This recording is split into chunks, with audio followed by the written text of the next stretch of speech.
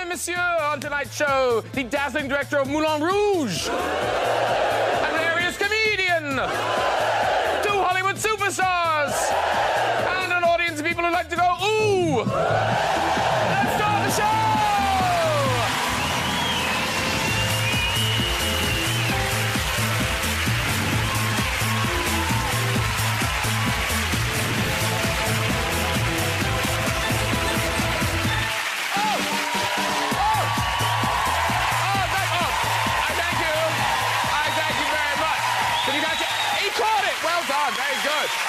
Welcome, everybody! Welcome one, welcome all.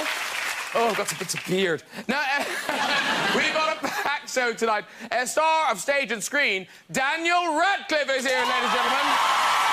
I know. We love the Daniel. Top director of Strictly Ballroom, Moulin Rouge, and the new blockbuster, The Great Gatsby, Luhrmann is here, ladies and gentlemen. I know.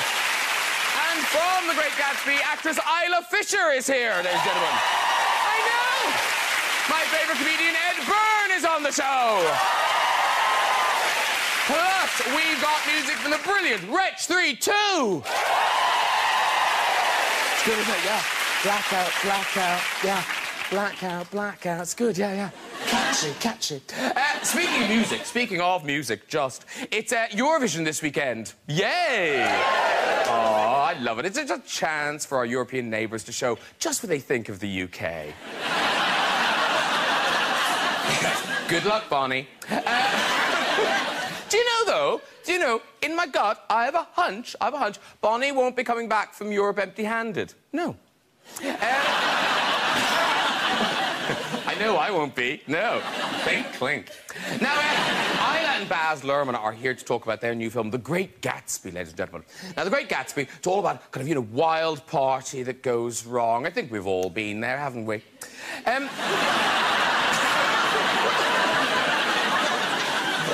Just lying there going, these pineapple cubes taste funny. Why is it raining every 20 minutes?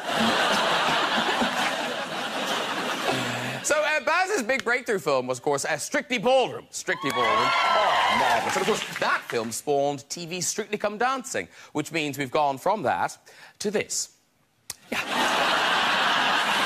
Thanks a lot, Baz. Isla Fisher is in Baz's new film, but, of course, she did start out in Home and Away.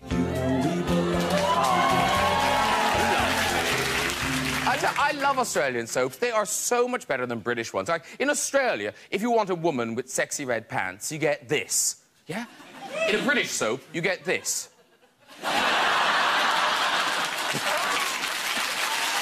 Hey, really looking forward to catching up with Daniel Radcliffe. He's no stranger to appearing on this show. No. We belong together. Daniel, all right. Daniel has a new film coming out soon called Horns, in which he plays a man who suddenly grows horns on his head. Seriously, it's a film. It's happening. Have you ever seen anything that ridiculous on a celebrity's head? Huh? Yes, I have. Daniel will be talking about his new play, The Cripple of Inishmaan. But this, of course, isn't the first time he's been in the West End. We all remember him in Equus, don't we? Yeah. All right. It is a fantastic body. I mean, do you want to see the whole thing?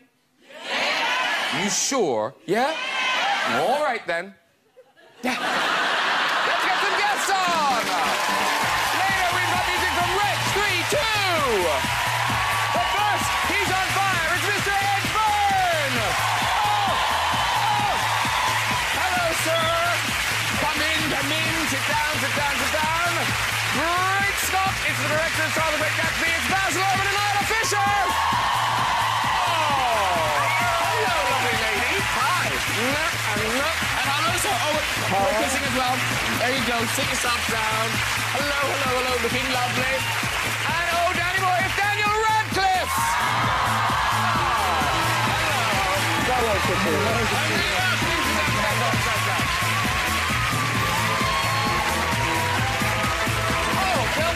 Welcome all. I have shoe envy. They're incredible. Yeah. Oh, thank you. you. Look at them, not envy, but just admiration. They are impressive. Yeah, you could tell by my entrance they're not comfortable to walk. Sorry about that. They're impressive. Now, by the way, thank you very much, because now, Baz and Isla, you were in Cannes. We were. And you were having a big party. Yeah. Was it last night you were at a big party? Just a few hours ago, indeed. Well, they're still... Yeah, it finished about 10 minutes ago. I mean, you can tell by my voice, right? Is this a glass of wine? Yeah. Thanks. Yeah. Down in one, down in one, down in one.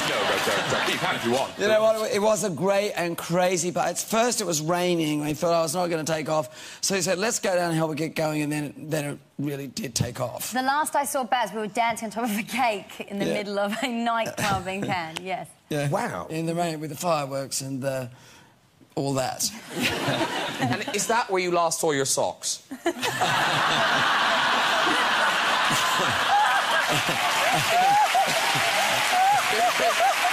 You know, it's not just my socks that went missing. Because Isla, it pretty takes quite a lot to get you on a plane. Yes. Do you drink to get over it? Well, how do you get over it? No, I've got a little superstition. I go up and I knock on the door of the cockpit and I introduce myself in the hope that I don't know why, but by seeing me, and then I sometimes say, oh, I've got kids, and there's lots of kids back in the plane, that we become more than just a number on the plane to the pilot, but there's a connection. I know, I'm embarrassed to even... Because they wouldn't fly carefully for their own families. It's quite arrogant now that I say it out loud. No, because Daniel Radcliffe, you sound like a nightmare, because you really like... The rougher, the better on a plane. Well, no, I mean, I don't mind turbulence. Stop it. It's, you know, you've been there for 6 hours. It's all been quite samey up until that point. Yeah. It just varies it slightly. But you... And if you're with a nervous flyer, that's even more fun, because then you can start singing Buddy Holly songs or something. Yeah, you sound like a nightmare. I did that to my mother once. No, you did, Yeah, really? I did, yeah. No, she's still hasn't forgiven me for it. Oh, wow. And now, Ed, you didn't fly to be here. No, I came in a car.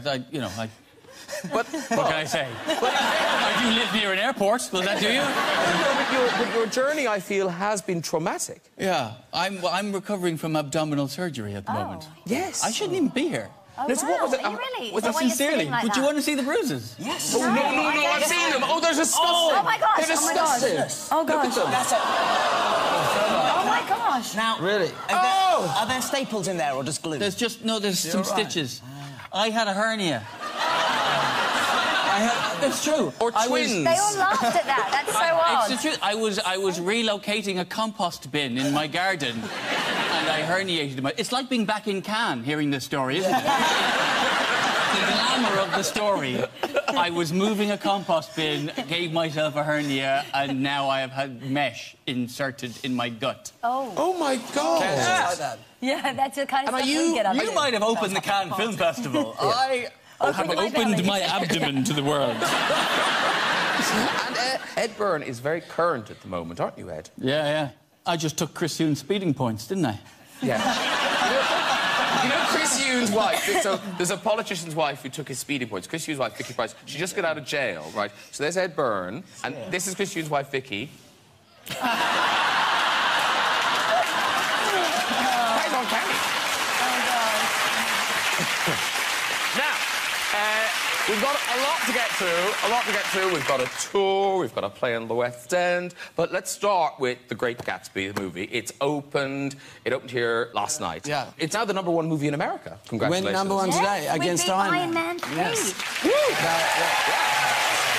That's kind of unbelievable. It's actually unbelievable, yeah. I mean, a 90-year-old book has beaten, probably a 90-year-old comic book. I don't know how long. But it's quite something. And what's weird is the Robert Redford movie, in my head, that's a modern film. Yes. But it's 1974. So there's generations of people who don't know this story. So what's your little potted story to tell the people? In essence, it's about a sort of naive guy from the Midwest who comes to New York in the Roaring '20s, and he happens to make money on Wall Street, and he happens to move next door to an incredible and mysterious millionaire called Jay Gatsby. and everybody thinks he's kind of like corrupt, and he gives these incredible parties, and you know, there's champagne and jazz and dancing, and he's intoxicating the whole city, and everyone thinks he's some sort of gangster, but he's really doing it all for the love of... Spoiler, I can't go any further. Oh, nice. Ooh. And there's tragedy and drama and action and music by Jay-Z. No, the soundtrack's brilliant. The soundtrack's brilliant. It all sounds very glamorous. Were you not tempted? Yes. Were you not tempted to put a scene in the film where Gatsby attempts to relocate a compost bin and gives himself a hernia? Just to really add to that fairy tale sort of aspect. I think Leonardo could bring glamour to that. I think he could. I think he could. And actually, Gatsby does have a lovely garden. Yeah. No, seriously, it's very nice. And actually, we talked about Leonardo DiCaprio there. How important, like, would you have made the movie if you hadn't... Oh, and he is. He's He's so good in the movie. He's so good in the movie. He is great. It's rough on the eye. If he hadn't been available, would you have made the movie anyway? Probably not. You know, there was never anyone... I mean, Leonardo and I go right back to Romeo and Juliet. And then he was a gifted young man, and now he's a man in full command of his abilities. I mean, what's the casting list for that role? You've got to be both a movie star and a great, great actor, and he's both things. And in this, I mean, people can say whatever they like about the film, but nobody's questioning Leonardo's performance. In fact, you've got to see it just to see him, because... He is brilliant in it. Height of his powers. Really, really, really good. Height of his powers, yeah. And now, Isla, you play the kind of pivotal role of Myrtle Wilson. Yes. And now I assumed, because you're both Australian, I just thought, oh, yeah, I'll be in your film. Yeah, come on, be in my film. But you don't really know each other, and you had to audition. No, my husband had met Baz and had always said he's, you know, the greatest guy, and I was so jealous, and I was desperate to see him. And you go to these Hollywood parties hoping to meet your dream director. And, but no, I actually went in for an audition, and I was so nervous because I thought, quite often when I go in for auditions, I sort of talk myself out of the job. I don't mean to, but I'll say, oh, well, that other actress is good at that, or... So I said to myself, don't say Daniel's a nodding, word. like, yeah, I do that. Do you do that? It's brutal. So, or I would mention, you know, like your story, the hernia, which is totally repulsive. I've got sort of... I've got like a verbal diarrhea that happens when I get nervous and really want something to happen. So I said to myself, do not speak, because if you say nothing, Baz may project Myrtle onto you, and if you open your mouth, you may not be the cheating whore that Myrtle is. So, I said nothing. I was a complete mute for as much of the audition as I could be, and I don't remember that at all. Oh, really? No, you came bursting into my room at Chateau Marmont. You leapt up on the couch. You were acting Myrtle the scene. You were leaping all over the place. You're being fantastic. You had a fake cigarette, and you know, get some chairs, why don't you? And I was... definitely need to get your story straight. I was standing there. I took some photos. I went like, okay. Are you sure you cast the same person as you think you cast? She was absolutely fantastic. She came in and she just stole the role. Baz, and, thank you. yeah, That's and so you know nice. what? That's the only reason she got it, because she was damn well the best for it. Yeah. Well, listen, we've got a clip. This is you meeting Tobey Maguire, and the story is told through his eyes. Yeah. And it's you meeting Tobey Maguire and Daisy's husband, who you're very friendly with.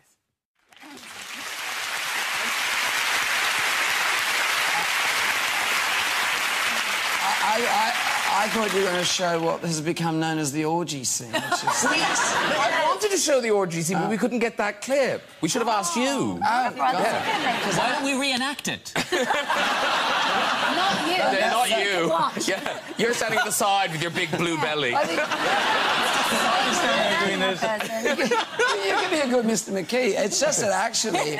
we shouldn't talk about it now, but it was one of those scenes where I got everything done, and it was going OK. But in the book, it gets all blurry, and clearly they're all intoxicated, and it goes into a place that's very far out. And I had about 20 minutes left, and I thought, I haven't quite got it. Remember this? Yeah. And I said, I went around to all the actors. I said, listen, I'm going to turn the cameras on, and I had jazz music playing. And my assistants kept coming in as dressed as bellboys, bringing stuff in, and blah, blah, blah, and then the music going right in the middle. I turned on the Jay-Z, and they went absolutely crazy. Yeah. And it went for like 20 minutes, remember? Clothes were coming off, and blah, blah, blah. Yeah, that's a shot of it right there. Yeah, it was wow. fun. And I only left that bit in, but the rest of it, well, even with that in it, they call it the orgy scene, which is not supposed to be, so... Right, because the idea of directors just kind of going mad? Because was it your new movie, is it called Kill Your Darlings? Yeah, well, it doesn't come out for a while, but later this year, yeah, absolutely. About Allen Ginsberg. And was your director kind of was screaming at you in that, wasn't he? Yes, there's a gay sex scene that I have, and he was, like, giving very, kind of, like, step-by-step instructions of every moment. Because we had about an hour to shoot the scene, and we had one camera. That's and really long enough. and so we were doing all this stuff where our cinematographer who was shooting the scene was trying to get the wide shot and the close-ups all at the same time because we didn't have much time. And so you know, it's my favourite note I've ever got was when we were kissing and John just goes, "Kiss him! No, not like that! Crazy fucking sex kissing!" We spent 10 years in a kids franchise to then get that was yeah, definitely a moment of like, oh yeah, I guess I'm moving on. Where's the swear jar? And talking of beginnings, we've got to mention Home and Away, Isla. You know we belong together.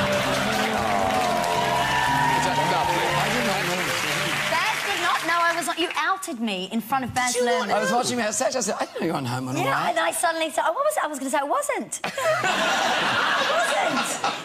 wasn't. I think you look lovely on that. Oh, it still does. I was on a soapy, actually. You were not? Country Practice.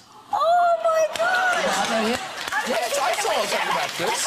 I was Jerry the Pig Seller. I was. I did it to fund my little opera company, my theatre company. I used to play Jerry the Pig Seller. Yeah, thanks to the fan letters. I'm glad you enjoyed it. Are you making that up? Are you? No, I was That's on... not on your Wikipedia page. I have a feeling it will be tomorrow. I was on Country Practice, absolutely. Wow. I was in an episode of Doctors. Were you really? That wasn't even that long ago. It's not even like before I was a comic. I was in Brookside. I opened... Really? Yeah, I opened... Really? Yeah, I opened a restaurant after the fire. Yeah. I played myself. They treat the actors like animals. It was horrible. But now, it wasn't just, you know, Home and Away fame. You were also, and, you know, F. Scott Fitzgerald, he's very good. Oh, no. But no. This is a roast. This isn't a TV show. This is one of Australia's foremost authors. This is Isla's novel, Seduced by Fame. Seduced by Fame. It's part of... In my defence, people, before I get annihilated anymore... No. I was 18 when I wrote that. Yeah, no, it's very good. Were these all Home and Away actors? Gillian Cross wrote Shark Break. No? There's Geraldine McCorkin, A Pack of Lies, Storyteller Salesman, Total Mystery. Who and What is MCC Berkshire? Sweet Dreams, When Your Real Life is Scarier Than Your Worst Nightmare. And my favourite one by Yvonne Coppard, Not Dressed Like That You Don't. That's actually really funny. That's a whole book. That's really funny. It seems very unfair to judge Isla's book by what other books are advertised at the back of Isla's book. Are we going to judge this show based on what trailer appears before this show? But no, what's interesting is that the main character is called Daniel. Yes. Yes. Yes. Yes. Such an uncommon name. How bizarre. I don't see anyone else called Daniel. No. Are you going to read... There's a little passage. There's a little passage. So here you go. You can act this out if you want. Looking up at him, her face close to his, she felt extraordinarily at home, as if she could fall asleep just at this moment, with his arm warm on her back and never wake up again. Oh, Daniel, she sighed. She dropped her head onto his shoulders and rested her burning forehead against his sweater. Now, this is good. Breathing in the scent of cold night air, and wood, and sweat, and lemons. Breathing in Daniel. Nicely done, nicely done. Now, as we know, Daniel Radcliffe, you've got lots of movies on the way, but you found time to get back into the West End. The Cripple of Inishmaan. Yes. Now, you look at the poster and you look at the title and everything. And nothing about it says comedy, does it? Nothing really says comedy, but it is a comedy. It is a comedy. That's the thing. It's by the writer of In Bruges and Seven Psychopaths. I love him. So Martin McDonagh, yeah. Oh, God, he's a fantastic writer-director. And Michael Grant is directing. And it is incredibly funny. And it's about a young guy, played by me, who is disabled. And a film was made on the neighbouring island to where my character grows up. And it's about him trying to get to the island to be a part of the film. And it's a real film. To get to Hollywood. The film was a real film called The Man of Aaron, which is filmed by Robert Flaherty. And it was I think it was the most expensive documentary, which is we're using the term quite loosely in this sense. But it made at the time, it was, yeah. And now, is it true everyone else in it is Irish? Bar one person. Is that you? No, bar one person aside from me. Yes, absolutely. I don't refer to myself as that. Bar one person, which is me. There is one very good actor who is not Irish. No, there's one actor, June, who's playing Mammy, I believe she's Scottish, but she sounds quite English, anglicised now, and I'm obviously English. And how's it is the accent hard? The Aran Islands accent specifically is a new one for me, and is like, I mean, I can do a kind of I think I can do a Dublin accent, and I went in. Come on then. No. You can't go. No. I didn't bring it up. He brought it up. I'm not going to because I heard a man just say he could do a Dublin. I did my Australian accent in front of two Australians. I know, but the stakes are very low for you at this point. You're not about to do it for 12 weeks. Yes, you're not in the You're not the Cripple of Warrnambool. Yeah. So it's tricky, but and it's that intimidating thing of walking into a room and thinking that the first time you open your mouth, everyone's just going to think, oh God, this is terrible, like we can't. But actually we did the first 15 minutes of the first day, I was kind of mumbling all my lines like this and just really not committing at all. And then after, at some point, I just thought, oh, to hell with it, and just went for it. And it's been good since, and now I'm just listening to, like, you may know Pat Short, I guess, a bit. I know who he is, I don't know. Do you not know? Okay, well, he asked me to say, well, there's a word that I asked him about, which he said, you're from Cork, am I right? Yeah. Right. So I was set up by my friend on, like, the second day. My friend's from Cork, and he said, go up to Pat Short and ask him if he's a langer. Which I, of course, did. Yeah, that's a joke that works for the majority of the audience. Everyone loves the English people. What? But yeah, so it's been really, really fun. I mean, they're a great company. But langer's a good word. I mean, is it? Well, no. I thought it kind of means idiot. Well, no, langer means idiot, but you could be langers. If you're langers, you're drunk. Oh, right, OK. But that's an Irish thing. We love telling people that phrases are good when actually they're bad, or telling somebody that a phrase means something that it doesn't. In Dublin, we have the word gee. Which is another word for lady parts. Yeah. It's a very Dublin word. And a woman who has sex, from when you were a kid, you know, if she does she put out, she'd say she does the gee. Huh. That's a phrase. That's a charming phrase.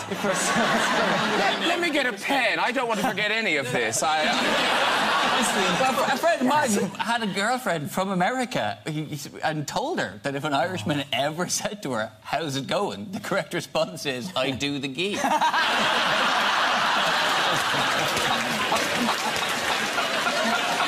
We just love to play that game. Yeah, now, the thing is, because you carry with you a fan base, quite an intense fan base, and on stage, they're there. You're exposed to them. Yeah. Because in Equus, they were able to sit on the stage, weren't they? Were those...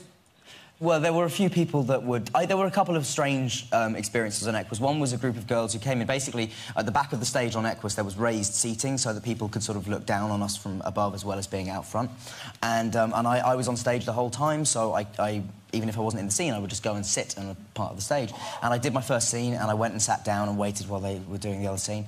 And about 10 seconds go by, and then I just hear this voice up in the seats on stage just going, Dan! Dan! Look at us! Look, and they kept, for the entire first act, they were talking to me for like 1.5 hours, just going, look at us, say something to us. And I was like, I very rarely get angry at, like, audience members, but I came off like, please have them moved. I was like, send them to the second half of Phantom. But yeah, then there was also a woman who tried to tried to proposition me through... she sent me a letter that said, I'm in town for the weekend. I was, like, 18 or 19 at this point, and I'm in town for the weekend. I'll be staying in this hotel, in this hotel room. I'm coming to see the show on such and such a night. And then there was just a thing at the bottom of the note which just said, like, seat 6, row C, red scarf. And she hasn't seen the picture of the horns. Well, she hasn't. I don't think this is the type of woman that would care. She does the ghee, Rippy. You sound like someone who does the ghee. But the best part about it was that I was living with my parents at the time, so my dad was the one that got the letter. Oh, and he went to the hotel room? No, thankfully that's not the end. It's so great if that's where this No, went. it wouldn't! He's a happily married man!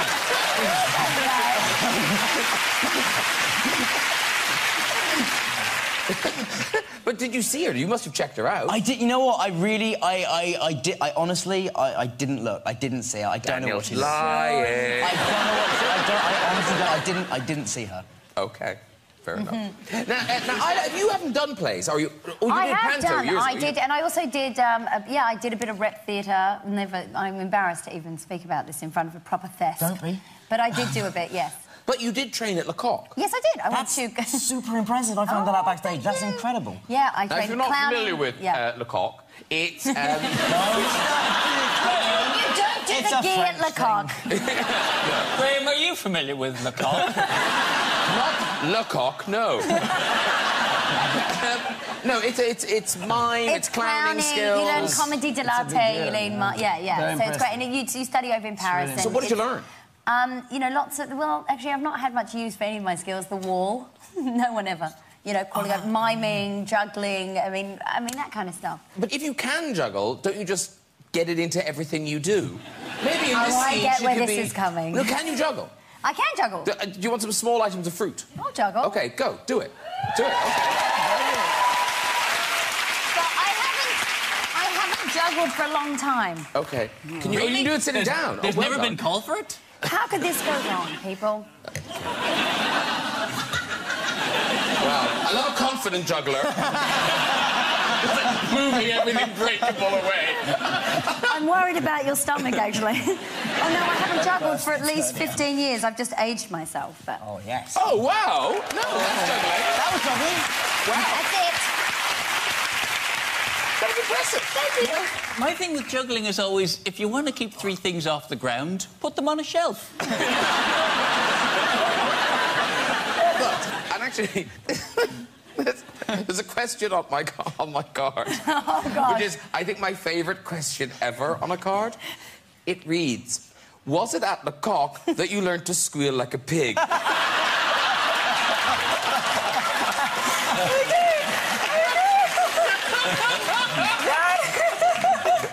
No, that's because I do a good pig noise. It's my party trick.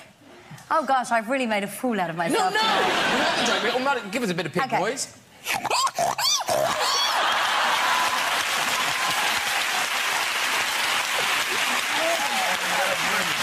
did not disappoint. It is the funniest one there was a whole hand thing that needed to happen as well. Deliverance would have been a completely different film if Ned Beatty had just gone... You can squeal like a pig without any assistance from me. That was properly impressive. Oh, thank you. Where did you learn how to do that? I just, you know, at home. Trying to ingratiate myself with my children. It's good. So, The Cripple of Inishmaan, it opens when? It opens on June the 8th and runs through August 31st at the Noel Coward Theatre. The Noel Coward Theatre. Yes, because it's part of that big season. It is, yes, following on from Ben Whishaw and Judi Dench. Yeah, which is so good, I saw It that. is It's indeed. amazing. Go and see that first, Yeah, and then us. Yeah. Hey, now, Ed Byrne, you're That's back on me. the road. I'm- Yeah, back on the road. that's New tour, Roaring 40s. When does it start? It starts soon. Well, it goes to the Edinburgh Fringe. It'll premiere in premiere. August. Yeah, that's my Cannes Film Festival, the Edinburgh Fringe. And then I'll be on tour all over the UK starting in September. Now, it's called Roaring 40s. Yeah. I'm in my 40s, hear me roar. This is sort of the idea. I'm embracing The fact that I'm an old man now. Oh, are you turning into a grumpy old man? No, I'm a happy old man, you know, because I'm looking at the things. I've been doing some research about the ageing process, because I'm going through it.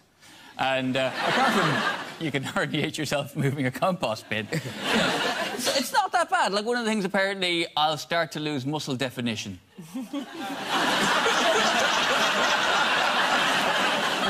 You may as well tell me my periods are going to stop. You don't miss what you never had. So I'm just quite enjoying it. I'm a dad of 2 children now. Congratulations. How many have you got? 2. 2. The second one's hard, isn't it? That's people always say there's no novelty. It's not. Well, there's not so much that. There is an aspect to it, though. Baz, you've got 2. There is the novelty thing. I have 2. Yeah, because my wife's like, oh, look, he's crawling. I'm like, you know, we've got one that walks. You know, to get the same enthusiasm going the second time round. Yeah. I was the second child, no photographs at all. I know. Hundreds of pictures of my sister. Do you know what it changes the most? Is it changes how you greet each other in the morning. I find that is the biggest difference. It's like, I used to see my wife in the morning and I'd be like, oh, that was a wild night we had last night, or, oh, there she is, the toast of the symposium, or whatever, you know. 2 weeks ago, something like that. 2 weeks ago, my wife came down the stairs and I greeted her with the phrase, oh, good, you're up. Watch him while I have a shit. That's not romantic. No. Now, as you get older, are you getting grumpier? Yes. Yes, Oh, definitely. I don't believe it. I know. It's I do. I'm already. You're sunshine and light. I know. Oh, Yeah. you think so? Yes. I come across that way. You do. Told. Not the case. Oh. No, I know. I do find myself getting very irritated with people only slightly younger than me. Like, I'll hear people talking about GCSE results, and I'm just going to turn around and go, that doesn't matter. Don't put any stock in that. Like, no one will ever ask you what you got in them. You know, things like that. And also the fact that there are, I want to say there are at least 3 world champion boxers who are currently younger than me. So I'm like already at the stage where sports players are now younger than me, and then I'm told the next point is like policemen and then politicians. And then wizards. And then wizards. The wizards are getting younger. How's my Australian group? Are you sunshine and light, or are you grumpy now? You seem like you'd be sunshine and light. I've just always been the same. I just feel the same. I always felt the same. I just always feel the same. Is that a good thing? And I am the same. Is that a good thing or a bad thing? I don't know. I feel the same, so how can I... With nothing to compare it to. Was there a point where you became the same? The sameness began at the beginning and still is the same. What were you the same as? It's all the same to me. I heard a thing about you. Now, do tell. Okay, I can be honest. Did you have a nickname when you were younger of Count Von Groovy? Okay, that was a code that my rather large team used at some point when I was on the road. You know, they put you on... Yeah. So you check into hotels as Count Von No, Groovy? I never checked into a hotel as Count Von Groovy, otherwise people would expect me to wear a cape and a hat. It's an awesome nickname. It was just... I'm quite jealous of people who have, like, really wicked... Apparently, LL Cool J's nickname at school was LL Cool J, which stands for Ladies Love Cool James. That was his nickname at school. Yeah. What kind of school did he go to? We're going to pick your own nickname. You know, when I went to school, you had nicknames like Arseface and Joxer and Gay Eddie, you know, and he got to be called LL Cool J, Ladies Love Cool James. If I'd gone to his school, my nickname probably would have been LL Nice E BTG PHAAF, which stands for Ladies Like Nice Ed, but they generally prefer him as a friend.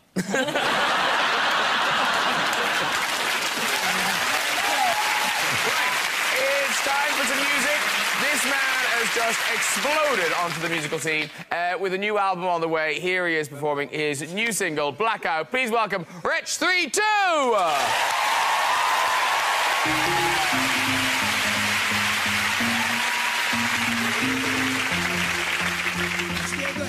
When the dice hurt my brain, sometimes I pray for a blackout.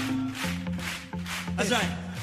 With the candles at play, nothing more I crave than the blackout.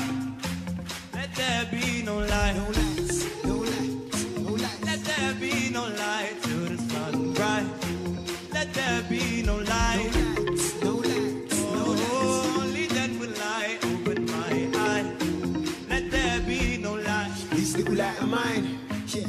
peace of mind. Oh yeah, even when I'm in the dark, still gotta let me shine, let me fly. My mind's got wings on it, got a blue, got a pink on it. Yeah, my neck girl's got a sick on it. Yeah, I splash cash and I drink solid. Ooh.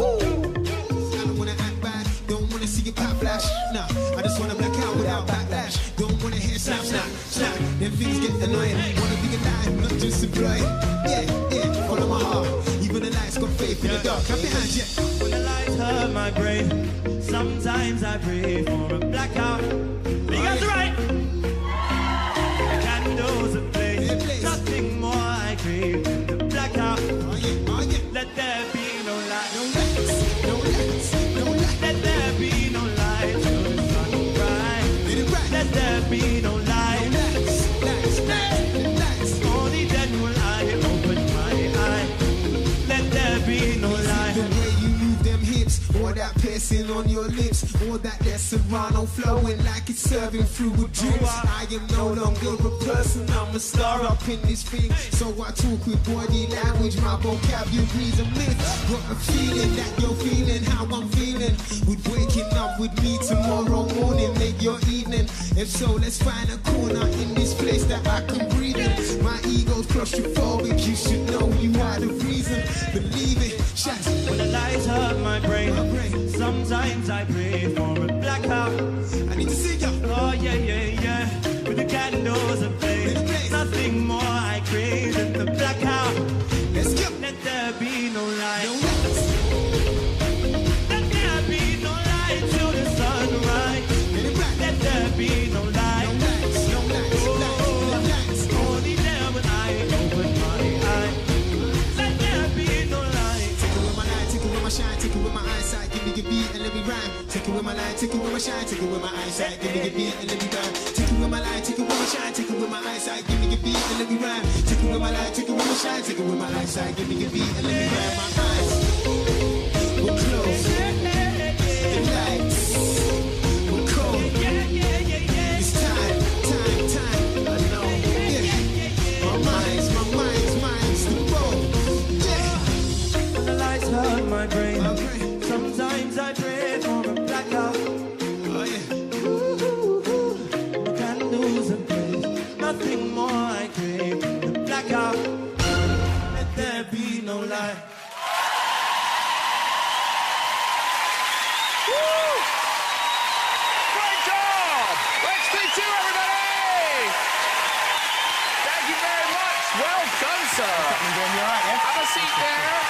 Have a seat down the end there. That's Ed and Baz, Isla and Daniel. That was fantastic. Thank you. Well done. Great music. And now we have to have a shout out for Shaka as well, who did a lot of the work there. I felt he was really carrying it. You know. He actually jumps higher than me. So. I love the jumping dancing. So now that's out now to download. That's out to download. And is way high in the charts. And it's doing all right, yeah. It's doing very well. And when's the album going to happen? We're looking at August release. Okay. So it's looking good. I want to catch some in the summer, if we have any this year, but yeah. Yeah. Good luck with that. I think we've had it. Yeah. And I know you got is it featuring lots of different people? We got a few different people on the album, yeah. Okay. Yeah. You're not on there? No. Just... Do you know who's on the album, or... No, just... I've noticed some people. Yeah, no, we got some up-and-coming artists. I think it's key to kind of bring through new talent, and I find that the new artists are very hungry, and I get a different energy from them, you know. And a better deal, probably. Yeah. You know my lawyer. Oh, yeah. Yeah. You're so new and cheap. Yeah.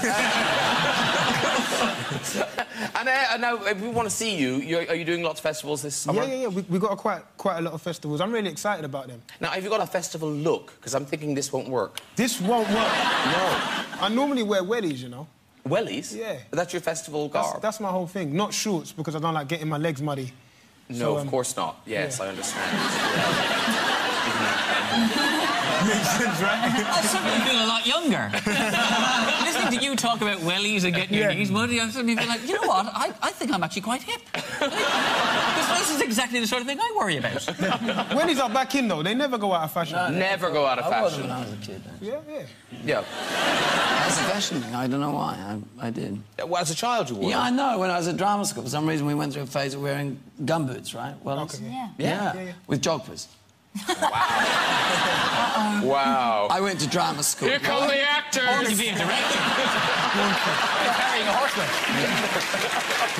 Hey, before we leave, we've just got time for a story or two in the red chair. So let's see who's waiting for us. Hello. Hi. Hi. Now, you look like you must be a giant. You make the chair look quite small. How tall are you? Are you really, really tall? No, I'm under 6 feet. Sorry. You're under 6 feet. Maybe you've got short legs and just an enormous torso. Anyway, what's your name?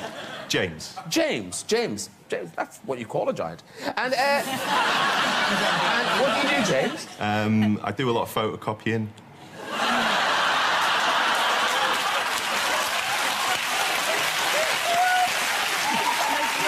Why are we clapping for that? Because it can't get any worse. Off you go with the story, James. OK, yeah, so I was meeting my cousin for a beer, and I was waiting for a bus when a big white stretch limo went past. And I thought, if I was in a limo, I'd find it hilarious if someone thumbed a lift. So I did. So I stuck my thumb out, but the limo went past, and I had a little chuckle to myself. Oh, what am I like? And then I thought nothing of it. I was carrying on waiting for my bus.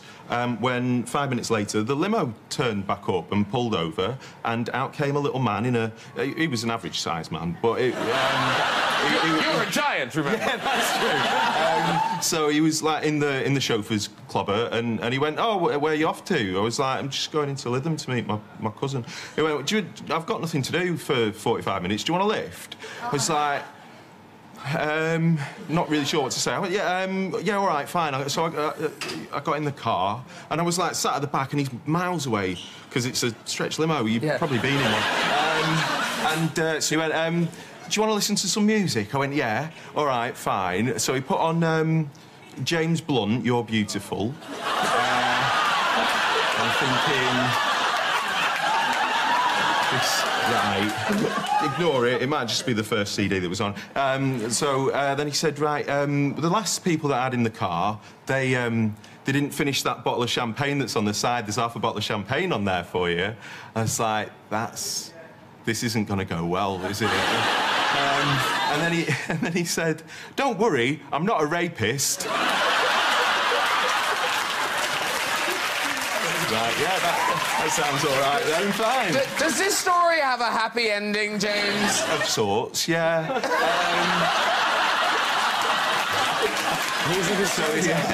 So anyway, we carried on. We got to the pub, and I went to get out the car, and it had the child locks on, which thankfully I didn't notice before I started drinking the wine, because I definitely wouldn't have. But anyway, so it turned out that he had to get out of the car and open the door, like I'd arranged it for him to. And I'm listening to James Blunt and drinking champagne, and there's only like 3 people stood there. The doorman going, oh, I thought it was Burt Reynolds, but no, it's just some Queen drinking. No. So anyway, yeah. So that's that. Oh, anyway, so you can walk. You can walk, James. Yay! Very good. Well done, everyone. If you'd like to join us on the show and have a go in the red chair, you can just contact us via our website at this address. Thanks to all my guests tonight. Wretch 32, Ed Byrne, Luhrmann, Isla Fisher, and Mr. Daniel Radcliffe. Join me next week for a star-studded show with singer Selena Gomez, Hangover stars Bradley Cooper and Heather Graham, Hollywood father and son Will Smith and Jaden Smith, and screen legend Michael Douglas. Don't miss it. I'll see you then. Good night, everyone. Bye.